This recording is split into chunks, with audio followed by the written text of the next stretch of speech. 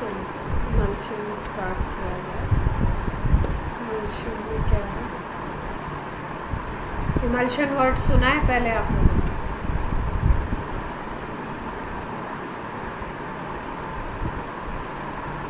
कहीं सुना है क्या ये वर्ड?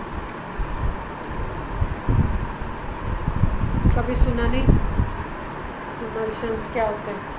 चलो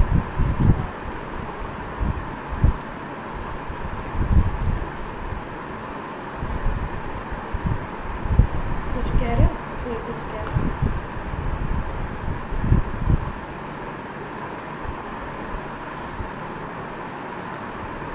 लिक्विड और लिक्विड का सॉल्यूशन बनाते हैं और ऐसे लिक्विड और लिक्विड को एक दूसरे में मर्ज करते हैं जो एक दूसरे से क्या होते हैं? इमिसिबल होते हैं, मिक्स नहीं होते, नॉट मिक्सिंग प्रॉपर्टीज होती है। तो इसको हम लोग क्या बोलते हैं? इमल्शन। सपोज जैसे मान लो आप ऑयल ले लो और वाटर ले लो, इसको मिक्स करना चाहोगे तो ये मिक्स होते हैं जल्दी से? इनमें प्रॉपर्टी होती है क्या मिक्स होने की? अगर सिंपली हम इसको मिक्स करें लेकर के ऑयल और वाटर को तो मिक्स नहीं होते। ऑयल ऊपर हो जाता है, ऑयल ऊपर लेयर बना लेता है और वाटर नीचे की तरफ लेयर बना लेता है, ठीक है। और ये आपस में मिक्स होते हुए आपको नहीं दिखेंगे। जैसे आप मान लो शुगर और वाटर को मिक्स कर रहे हो तो ये मिक्स हो जाता है ना अच्छे तरीके से। ऑयल और वाटर मिक्स नहीं होता। तो अगर हम ऑयल और वाटर को किसी प्रोसेस से मिक्स कर दें, एक दूसरे में मर्ज करा देते हैं, तो इसको हम लोग बोलेंगे इमल्शन, क्योंकि ये क्या है? एक दूसरे में मिक्स नहीं होते। अगर हम कुछ ऐसे प्रोसेस को यूज़ करके या किसी ऐसे सब्सटेंस को यूज़ करके इन दोनों को मिक्स करा दें तो उसको उस प्रोसेस उस जो सोल्यूशन बनेगा, जो भी स्टेट बनेगी, उस स्टेट को हम बोलेंगे इमल्शन। ये इमल्शंस जो होते हैं ये कई तरीके के हमें देखने को मिलते हैं। जैसे एक हम बोल सकते हैं ऑयल इन वाटर, या इसको हम ऐसे ऑयल इन वाटर का क्या मतलब है कि अगर हम बात करें डीपी और डीएम के टर्म्स में तो ऑयल होगा डीपी और वाटर क्या होगा? डी। मतलब डिस्पर्स्ड फेज आपकी ऑयल है और वाटर क्या है आपका? Dispersion medium. इतनी बात क्लियर है? दूसरा अगर हम बोलें तो हम दूसरे को बोल सकते हैं वाटर इन ऑयल। ये भी एक टाइप होता है, इसको हम इस तरीके से। इसमें अब डीपी कौन हो गया? वाटर, और ऑयल क्या हो गया आपका? Dispersion medium. यहाँ तक कोई दिक्कत?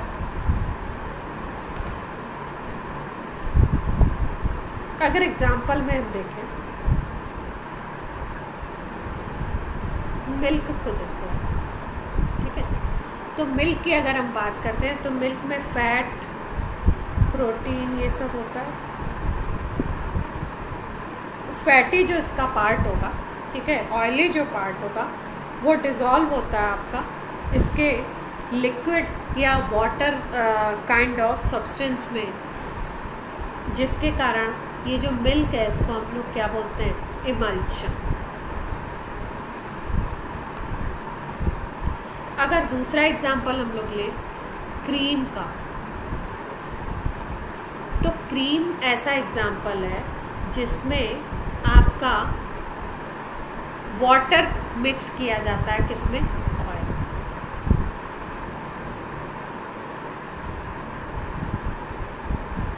ऑयल और फैट के इसमें मिक्स किया जाता है, मर्ज किया जाता है। अब देखो, अब आप बोलोगे कि ये दोनों चीज़ें देखने में तो एक सी ही लग रही है। एक में ऑयल को वाटर में मिक्स कर रहे हैं, दूसरे में वाटर में ऑयल में वाटर, और पहले वाले में आपका ऑयल इन वाटर, इस तरीके से। तो इसमें डिफरेंस क्या लग रहा है आपको? दोनों में सेम टू सेम। देखो, जो चीज़ डिस्पर्जन मीडियम होती है उसका अमाउंट ज़्यादा होगा। जैसे हम सॉल्वेंट की अगर बात करते हैं, ठीक है, और धीरे धीरे इसमें डीपी को क्या किया जाता है, स्लोली इसमें ऐड किया जाता है, तब अपना इमल्शन तैयार है। यहाँ पे डिस्पर्जन मीडियम कौन है, वाटर है, जबकि दूसरे वाले में डिस्पर्जन मीडियम कौन है, ऑयल। इसका अमाउंट ज़्यादा होगा। कितनी बात क्लियर होती है?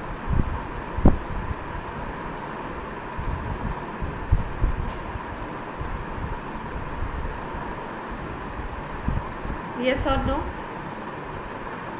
अब देखो, इसमें एक टर्म और यूज़ किया जाता है जिसको हम लोग बोलते हैं कंटिन्यूअस फेज। कंटिन्यूअस फेज का मतलब है कि जो आपका डिस्पर्जन मीडियम है उसका अमाउंट ज़्यादा होगा, और कंटिन्यूअस का मतलब वही बेसिकली होगी, उसमें ऑयल को आप ऐड कर रहे हो। अगर पहले एग्जांपल को लें तो ये जो डीएम है इसको हम सीपी भी बोलते हैं, कंटिन्यूअस फेज।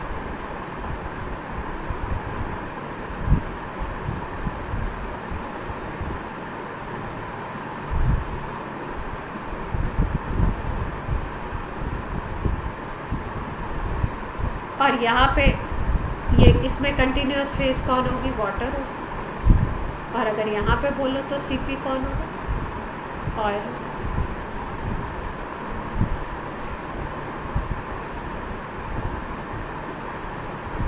अच्छा, अगर हम वाटर की बात करें तो वाटर कैसा होता है, वाटर का नेचर कैसा होता है, पोलर होता है कि नॉन पोलर?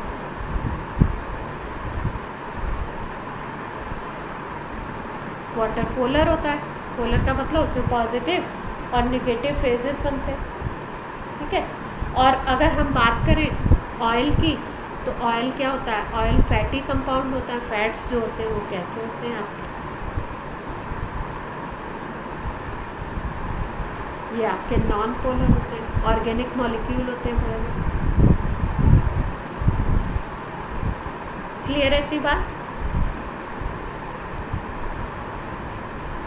अब देखो, ये जो आपके इमल्शंस हैं, अगर इनको हमको पहचानना है कि कैसे हम पहचानेंगे, कैसे टेस्ट करेंगे इनका, कौन सा ऑयल इन वाटर है, कौन सा वाटर इन ऑयल। तो देखो क्या करेंगे हम लोग, सपोज हमारे पास है ऑयल इन वाटर, तो इसमें हम लोग क्या करें, वाटर ऐड करके देंगे, वाटर ऐड करो, ठीक है। तो आप जिस भी सब्सटेंस को ऐड कर रहे हो, अगर डिस्पर्जन मीडियम भी वही है तो ये क्या होगा, इजीली मिक्स हो जाएगा। जैसे मान लो कि मिल्क का एग्जांपल ले लो, तो मिल्क में आपको वाटर मिक्स करना है तो आप देखते हो आसानी से मिक्स हो जाता है। तभी तो ये जो दूध वाले दूध लेके आते हैं वो फटाफट पानी वानी मिला के पतला दूध करके दे के चले जाते हैं। समझ आ रही बात? या घर पे भी आप करके देखते हो, दूध में अगर पानी मिलाना है तो कुछ आपको एफर्ट करना पड़ता है, इजीली मिक्स हो जाता है। क्यों? क्योंकि उसमें जो आपका जो ज़्यादा अमाउंट में है वो कौन है, जो डीएम है वो कौन है, वाटर है। और आप डीएम को ही अगर ऐड कर रहे हो, उसके अमाउंट को बढ़ा रहे हो, तो वो क्या होगा, इजीली मिक्स हो जाएगा। तो इसका मतलब आप वाटर एडिशन पे अगर इजीली मिक्स हो जा रहा है तो इसका मतलब वो कैसा इमल्शन है, ऑयल इन वाटर। और अगर ये आपका वाटर इन ऑयल है और आप इसमें वाटर ऐड करते हो, तो यहाँ पे तो आपका ऑयल का अमाउंट ज़्यादा है, ये डीएम। तो अब इस ऑयल में वाटर मिक्स होगा क्या? जैसे अगर कोई क्रीम है आपके पास, इसमें अगर आपको वाटर मिक्स करना है तो थोड़ा दिक्कत आती है। आप ऐसे डाल दिए, जैसे आपने दूध में पानी मिक्स किया था उस तरीके से सिंपल प्रोसेस से ये मिक्स नहीं, ठीक है। सिंपल प्रोसेस से ये इमल्शन बना नहीं रहेगा, इमल्शन क्या हो जाएगा, डिस्ट्रॉय। तो अगर आपका वाटर इन ऑयल है, उसमें आप वाटर ऐड करते हो तो ये क्या होगा, मिक्स नहीं होगा।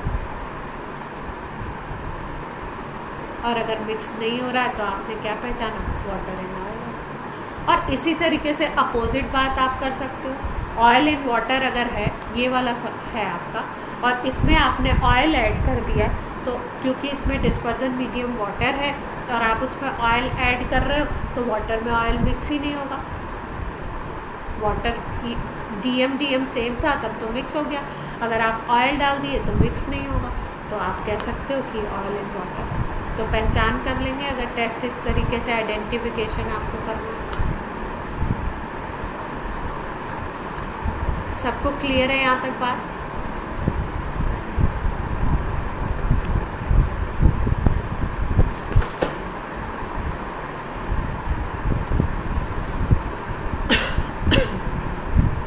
अब देख, कंडक्टिंग पावर पूछी जाती है कि अगर ऑयल इन वाटर वाला है और अगर वाटर इन ऑयल वाला है और इसमें आप दोनों में वाटर ऐड करें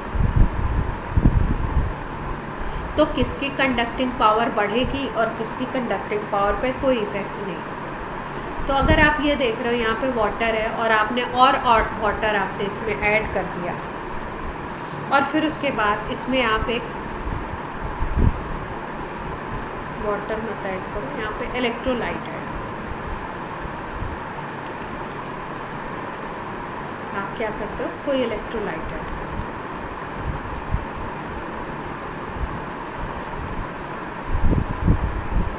NaCl जैसे इलेक्ट्रोलाइट, ठीक है, आयंस देगा, इसको आप ऐड करो। सपोज आपने NaCl, इसमें भी आप ऐड करो इलेक्ट्रोलाइट।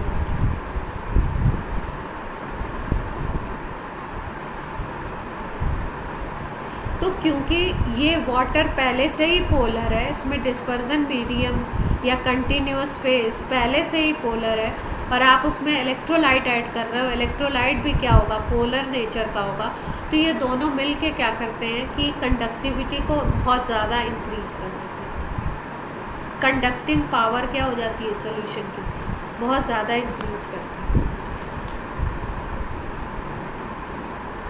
लेकिन अगर इसी को हम लोग वाटर इन ऑयल में कोई इलेक्ट्रोलाइट ऐड करते हैं तो यहाँ पे क्योंकि ऑयल डीएम है अपना, कंटिन्यूअस फेज है और जो कि होता है बेसिकली नॉन पोलर, तो ये जो इलेक्ट्रोलाइट का आप अमाउंट ऐड कर रहे हो थोड़ा सा, वो इसको कुछ भी इन्हेंस नहीं कर पाता और इसकी कंडक्टिंग पावर को कोई इफेक्ट नहीं करता।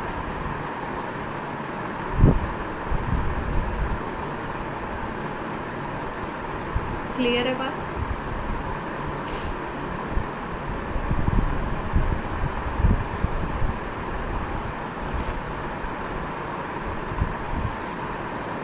अब देखो, इमल्शंस अगर हमें बनाने हैं तो इसकी प्रिपरेशन कैसे, इमल्शन आपको प्रिपेयर, तो इमल्शन प्रिपेयर करने के लिए जैसे मान लो कि आपको ऐसा नहीं है कि हमने सिंपली वाटर और ऑयल ला करके मिक्स कर दिया, इसको ज़्यादा ले लिया, इसको डीएम बना दिया, इसको डीपी बना दिया और मिक्स कर दिया और हमारा इमल्शन तैयार हो।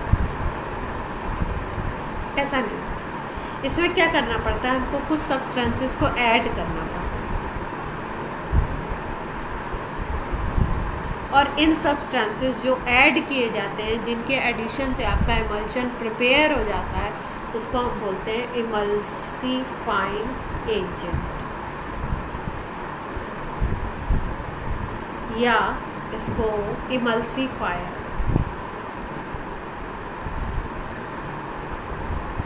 क्लियर है बात? तो इमल्सिफाइंग एजेंट क्या होंगे, substances which are added to DP and DM to form emulsion.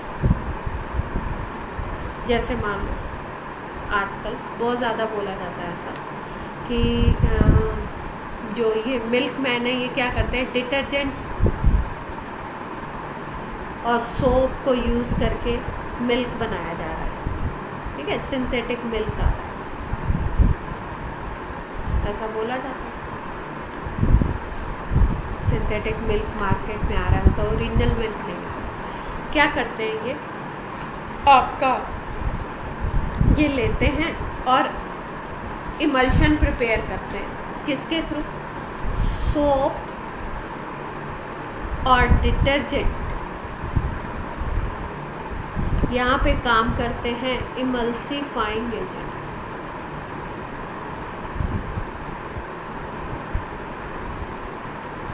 तो ये क्या करते हैं, मिल्क जैसा,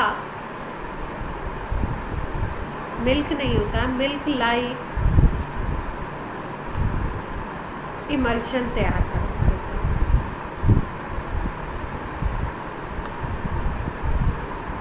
ठीक है, और उसको मार्केट में क्या किया जाता है, सेल आउट किया जाता है। जो ओरिजिनली क्या होगा, ओरिजिनली वो मिल्क नहीं होगा भाई, जो हमें ओरिजिनल मिल्क मिलता है वो नहीं है। ये किसके थ्रू तैयार किया जा रहा है, सोप और डिटर्जेंट को ऐड कर। क्लियर है बात। और ये इमल्शंस जो होते हैं, एक तो प्रिपेयर करने में तैयार, सॉरी इमल्सिफाइंग जो एजेंट होते हैं, एक तो प्रिपरेशन में यूज़ होते हैं, दूसरा ये इसको स्टेबलाइज भी करते हैं, स्टेबल भी बनाते हैं।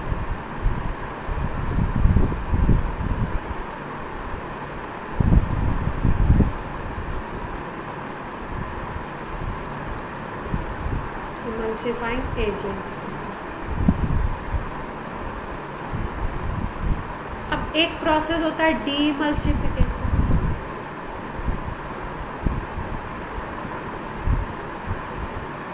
जैसा कि आपको पता लग रहा है, तो इमल्सिफिकेशन का अपोजिट करना है, क्या करना है, स्टेबिलिटी को क्या करना है, डिस्ट्रॉय कर दो।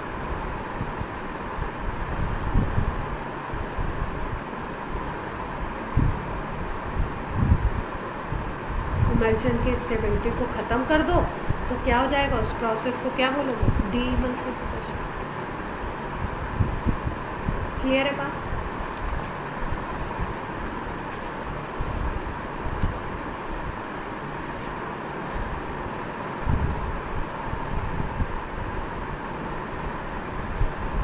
अब ये जो डीइमल्सिफिकेशन है कैसे कैसे हो सकता है। घर में आपने मिल्क गर्म होते हुए तो देखा होगा, अगर हम लोग मिल्क को क्या कर दें, हीट कर दें, सपोज मिल्क को आप हीट करो,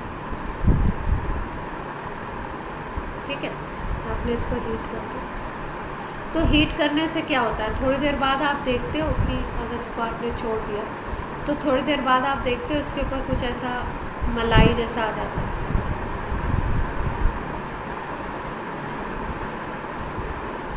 देखा है ये, ठीक है, इसका मतलब उसका फैटी पार्ट ऊपर आ जाता है और नीचे जो है वो क्या रह जाता है, आपका सॉल्वेंट।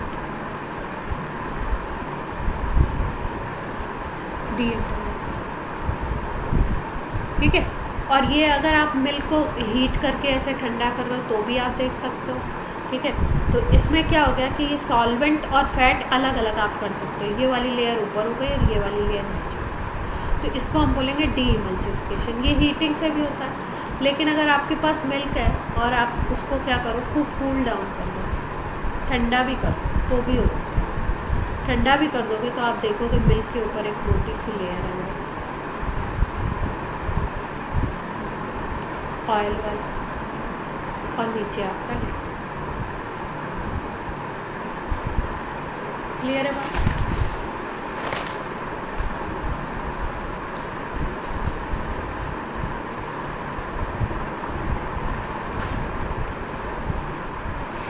अब देखो एक प्रोसेस बताना है।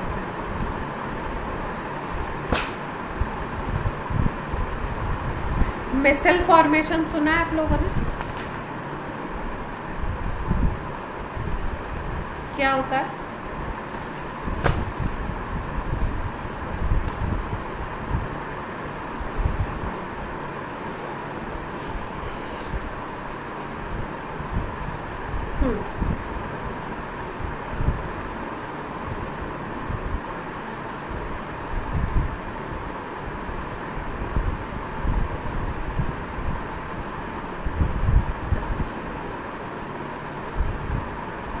इमल्सिफाइंग एजेंट की बात करेंगे हमने, कुछ इम्पॉर्टेंट है, पूछे गए तो उनको एक बार बता देते हैं। Oil and water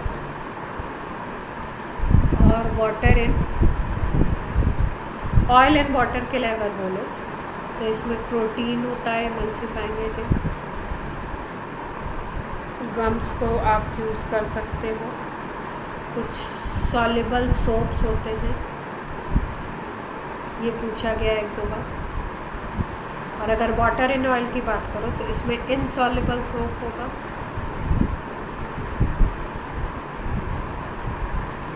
long chain alcohols होंगे, और एक ये पूछा गया लैम्प ब्लैक। ये ऑर्गेनिक कंपाउंड बड़े बड़े हाइड्रोकार्बन्स को जब हीट किया जाता है तो आपका ऐश बनता है, जो उनका राख बनता है, उससे ये प्रिपेयर होता है। लैम्प ब्लैक एक सब्सटेंस है, ये भी वाटर इन ऑयल वाले इमल्शन के लिए इमल्सिफाइंग एजेंट का काम है। ये भी पूछा गया। ब्लैक कलर का पाउडर होता है।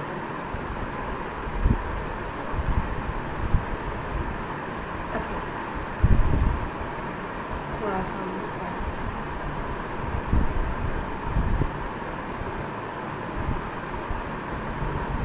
क्लीनिंग की बात हो रही है, ठीक है। तो इसमें कुछ मॉलिक्यूल्स, कुछ कंपाउंड्स ऐसे होते हैं जिनको हम लोग एक स्पेशल नाम देते हैं।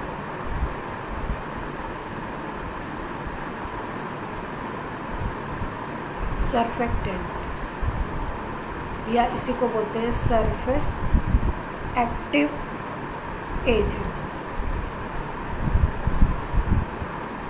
ठीक है। सरफेस पे काम करेंगे, सरफेस एक्टिव एजेंट्स या सरफेक्टेंट क्या होते हैं? Soap and detergent.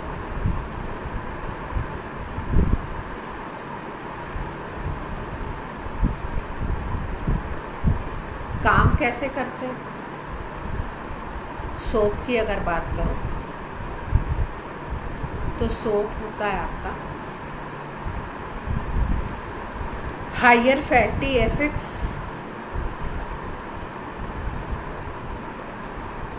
ले लो आप, और इनका सोडियम या पोटेशियम सॉल्ट बना।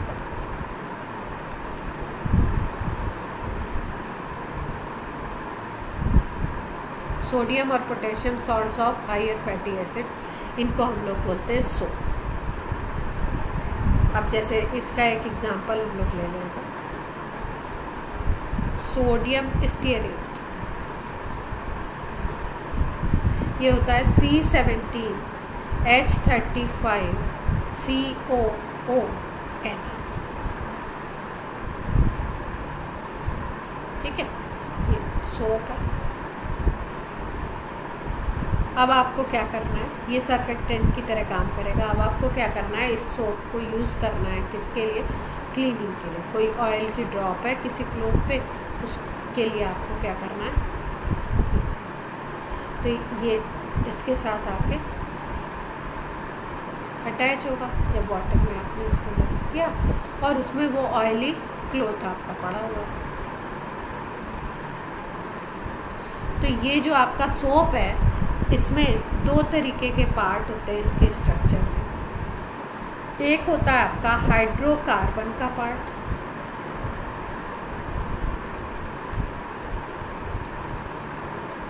और दूसरा होता है आपका पोलर।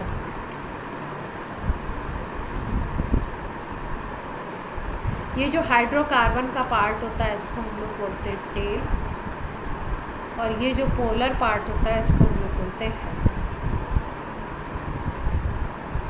और इसको रिप्रेजेंट करते हैं, अगर हम C17H35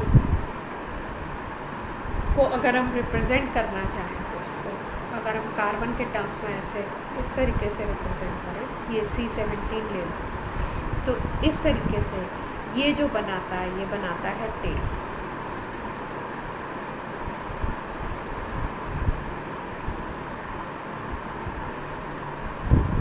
ये वाला पोर्शन, ठीक है। और यहाँ पे उसका पोलर पार्ट, ये पोलर पार्ट जो बनाता है वो बनाता है हेड। इसको रिप्रेजेंट करने का एक तरीका है, ये हेड।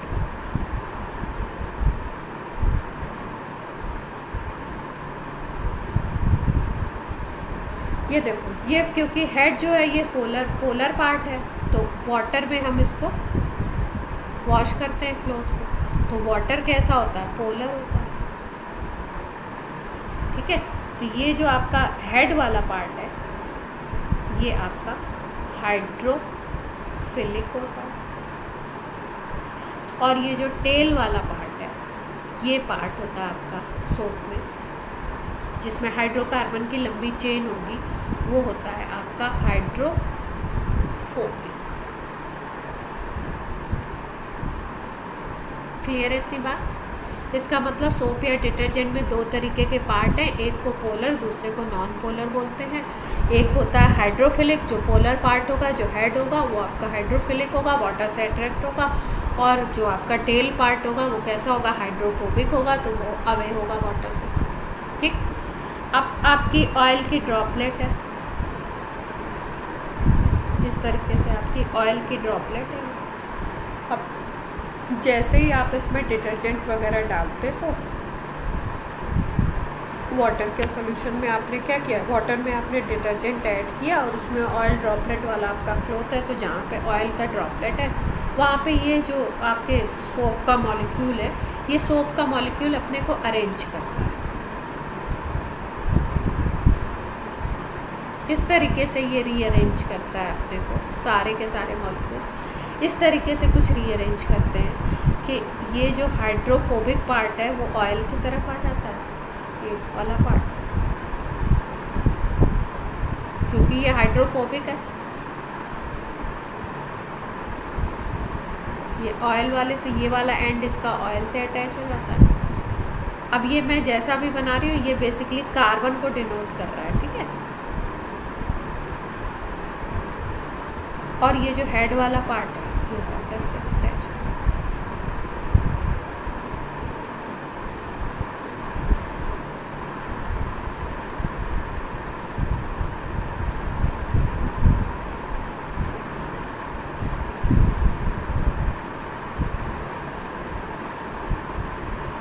इस तरीके से अटैच हो जाता है।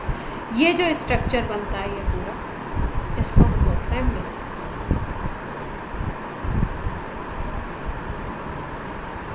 और इस पूरे स्ट्रक्चर के फॉर्मेशन की वजह से ये ऑयल ड्रॉपलेट जो होती है ये क्लीन हो जाती है।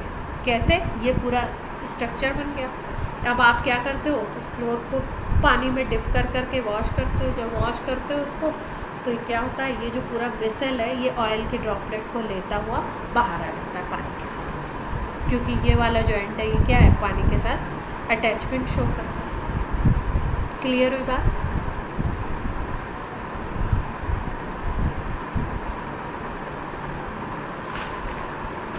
सबको क्लियर है क्या?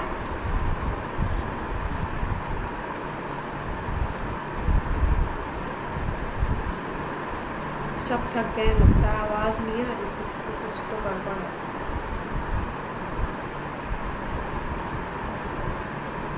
ठीक है, अब देखो ये मिसल फॉर्मेशन तो हम लोग 10th में भी पढ़ चुके हैं, और इसमें आपको जो बेसिक इन्फॉर्मेशन थी कैसे काम करता है वो सारी बात हो गई। लेकिन अब हम लोग बात करते हैं कि भाई ये मिसल फॉर्मेशन कब होगा, कब ज़्यादा होगा, कब कम होगा।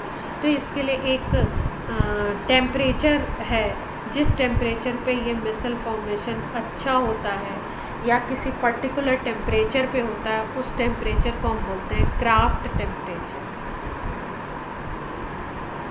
TK। ठीक है, इस पर्टिकुलर टेम्परेचर पे ये मिसल फॉर्मेशन होगा।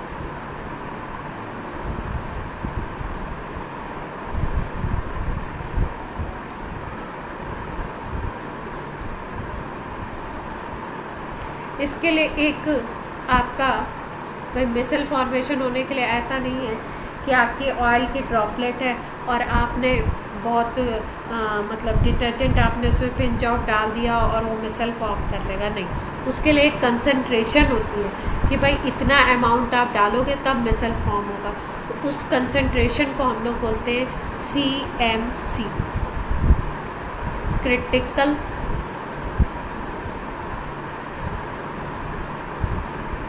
मिसल कंसंट्रेशन। अगर ये कंसंट्रेशन नहीं है, इससे कम कंसंट्रेशन है, तो ये मिसल फॉर्मेशन नहीं होगा। ठीक है, तो इसका मतलब क्या है? above a particular concentration missile formation occur, और उसको हम लोग क्या बोलते हैं, CMC critical missile concentration. Clear है इतनी बात?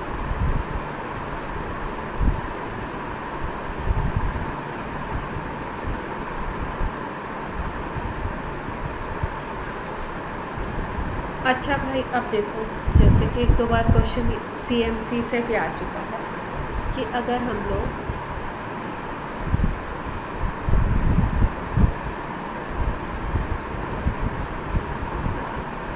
अच्छा, ये जो मिसाइल है ना, ये भी कई तरीके के बन सकते हैं, सोप के नेचर के ऊपर डिपेंड करेगा। अगर आपका पॉजिटिव बनता है ये, तो पॉजिटिव मिसाइल बोलते हैं या कैटायनिक बोलेंगे। अगर नेगेटिव चार्ज वाला बनता है तो एनायनिक बोलते हैं, और कभी कभी न्यूट्रल भी बन जाता है, न्यूट्रल भी बन जाता है। तीनों तरीके के बन सकते हैं। अब ये जो क्रिटिकल मिसाइल कंसंट्रेशन है, इसके लिए और कंडक्टिविटी के लिए ग्राफ पूछा गया एक बार। यहाँ पर कंसंट्रेशन कुछ हो गया, ये एक पॉइंट है, यहाँ पे CMC है।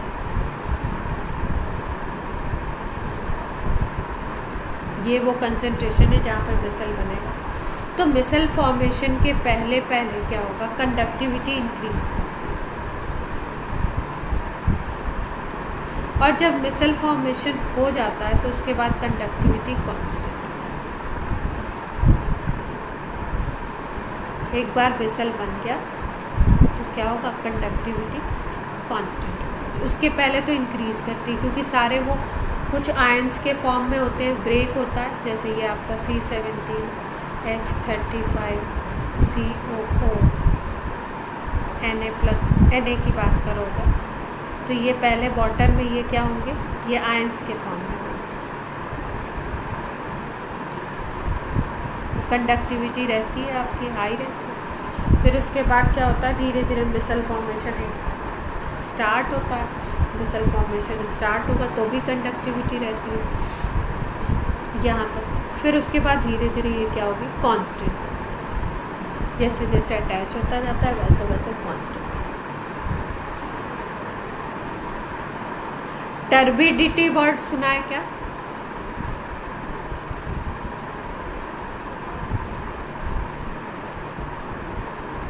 विस्कोसिटी सुना है?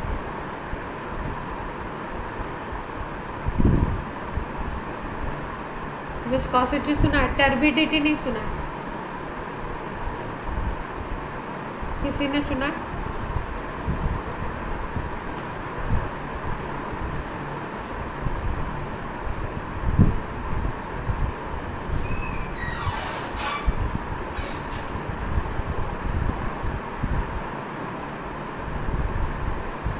टर्बिडिटी नहीं सुना है।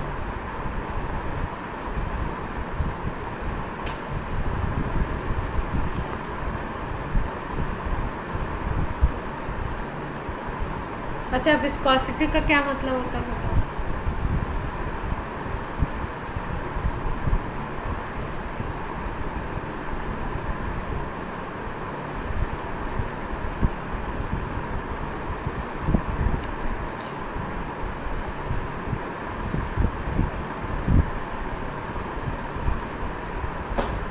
अच्छा, और कोई?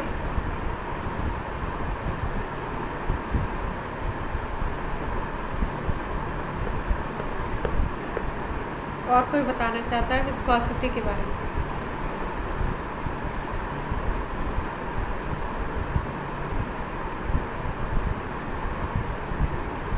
नहीं बताना चाहता?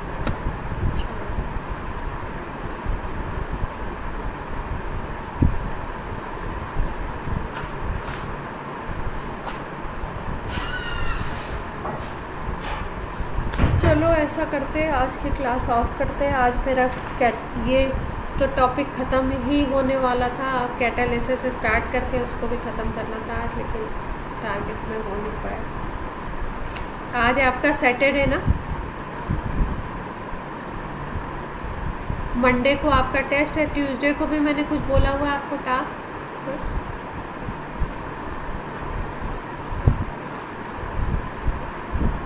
क्या सॉलिड स्टेट का लेवल? अच्छा, ट्यूसडे को फिर ख़त्म करेंगे इसको, है ना। कुछ इसमें पॉइंट्स है, टर्बिडिटी है, सर्विस टेंशन है, इनको ख़त्म करके फिर हम लोग करेंगे कैटालिसिस। कैटालिसिस बहुत ईजी है, उसको ख़त्म कर देंगे तो चैप्टर आप